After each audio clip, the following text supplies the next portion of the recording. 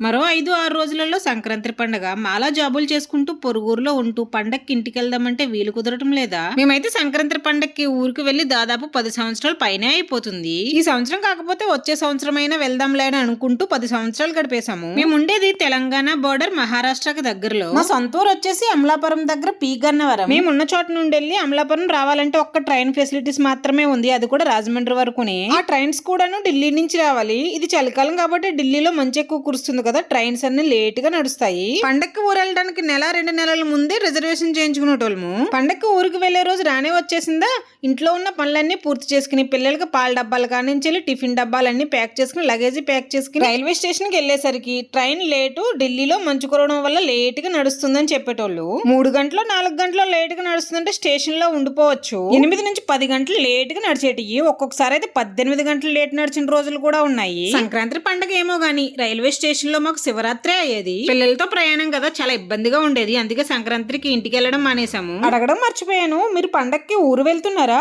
ఏ ఊరు వెళ్తున్నారు? మీ సొంత ఊరు ఎవరో కామెంట్ చేయండి. ఎంజాయ్.